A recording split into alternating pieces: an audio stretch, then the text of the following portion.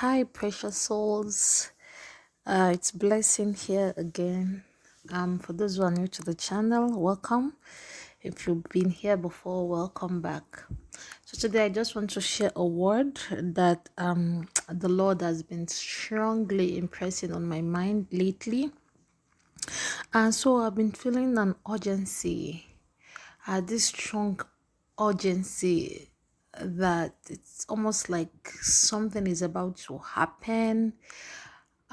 Just really this strong sense of urgency, almost this pressure to do stuff and to do it quick. I don't know, I spoke about this in my last video where I felt like the Lord is calling me to write, but even in that, I am doing it, but again, it's like pick up the pace, like do it and do it quick. And then a few days ago I had in my spirit these words: a lot will change in a year. A lot will change in a year. So it's almost like, I think I would just call it an accelerated season. This year a lot is going to happen. It's as if there's been a backlog of things that needed to be done that has been kept undone, I guess. Not I guess, that have been held back by the enemy, and the Lord is releasing all these things, and it's going to come. Thank you, Lord. The Lord just reminded me of I don't okay, I guess I can just call it a vision, but it's just like a picture that flashed through my mind, where it was like a river bank, or sorry, not a river, an ocean bank was like crashing, towards the rock. Like it was like a door or a gate, a floodgate was open, and it came out bursting so fast. Yes, it just came out bursting, right? So I think that's all ties up to this accelerated season. This year I believe it's going to be a year of acceleration. There's a lot that the Lord wants to pull out in this time. And then again, a few days ago I also had like a countdown, like 5, 4, 3, 2, 1, something like that. So I didn't understand it. I've been meditating on it, asking God, like, what does that even mean? Okay, I know what a countdown is, obviously, but the question was, a countdown to what, Lord? I've been having this strong sense of urgency to do things and to do it quickly, to do it fast, and now there's this countdown. And then lastly, 3 days ago or so, again, the word 11 o'clock. 11 o'clock, I heard it loud in my spirit. So I'm like, 11 o'clock. I looked that up, and the term 11th hour came to mind. The 11th hour. As I was thinking 11 o'clock, I'm also hearing the word 11th hour. And then, of course, as I was getting ready to prepare this, to release this word again, the word 9th hour came.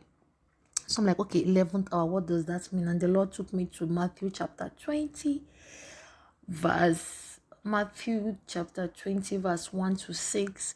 Basically talking about the kingdom of heaven, how the kingdom of heaven is like, where God is employing people, recruiting people to this vineyard, right? Okay, it didn't say God, but it just said the landowner. We just know it's basically, it's God. If it's the kingdom of heaven, for sure it's God. So it talked about a landowner who was recruiting workers, into his kingdom. And there are people who's been working, and of course there were those who came at the 11th hour, at the very last time. So I take all of this to mean that yes, together with the urgency, also sorry, another verse that he gave me for this word, I believe it's just helped me to put the words together, or to make me understand it better. And this is the word of the Lord in the book of John. In the book of John, chapter 9, verse 4, I believe. I thought I wrote it down, but for some reason I can't find it here. But it's basically talking about where Christ was saying, I must walk the walk of him that sent me while it is day. I must walk the walk of him that sent me while it's day. So that's together with the Matthew chapter 20, from verse 1 to 16. I believe God is saying, I believe the Lord is saying that whatever we need to do, whatever he's giving us to do, we need to do it fast, and we need to do it quickly. He's giving us a mandate. He's giving us, we know, I keep talking about this Gideon's 300, basically the army that the Lord is recruiting at this ninth hour. Look at me saying ninth hour, 11th hour. The ninth hour, basically you can see that in the book of Mark chapter 15. I believe to the Jews it's the time of the evening sacrifice. It's the time where even Christ died. It's when they do prayers are being done at this ninth hour. So I take all of this to mean that the Lord is saying whatever is giving you to do, the task is asked you to do, this is when we have to do it, and we need to do it with all our might, with all seriousness, because there is no more time. I don't know what we are counting down to. I don't know why this has to be this very rush, with this rush rather. But the urgency, that I'm feeling in my space is so strong, guys. So my encouragement to you is to anyone who is listening. I believe we have all been called to serve. We are saved to serve. People for any one of us who is doubting or asking about our calling in life, why we are born. One of my favorite writers says that we are all born because we are needed. We are born because we are needed. If you have been saved, you have been saved to serve. There is no one who has been called to sit and not to do anything. We'll all have that crowns, and our crowns needs to have stars when we get to heaven. So yeah, some people say, oh, I don't know what my calling is, but our major, or how do I put it, calling as a Christian is the Grace Commission of Matthew 28, I believe 18 to 20 or 21. In all capacity, as in, how do I, not in all capacity, in any level of field, in anywhere we find ourselves, whether it's at home, work, or whatever we do, it's all part of God's major plan for us to be, to reveal him to wherever we are. And that might mean, for some of us, we don't, okay, for some it has to be, you're given the platform, as an influencer. For others, it might not be so. It might be, you've been called to that child, you've been called to that husband, you've been called to that family member to win them over to Christ. For others, it's at the workplace, you've been called to be a light and to draw people towards Christ. You're an ambassador wherever you are, right? So we as Christians, we are light, we are salt, according to the book of Matthew chapter 5, 14 to 16. There we have been called, we are the salt of the earth, we are the light of the world, a city that is set on the hill. Some of us, we've been called to, our life is supposed to be a sermon. Like, it's supposed to, we are the epistles that people will only get to read. There are people who do not know the Bible, who's not read the Bible, who are not familiar with the Bible, but they can look at us and see the life of Christ, and they'll be drawn to that. I'm reminded of a testimony that somebody shared, that they worked at this job where they were not paid anything, almost like peanuts, but the Lord asked them to remain there for a long time. When they wanted to quit at every single point because their boss was horrible to them, but the Lord just said, it's not your time, you just stay for longer.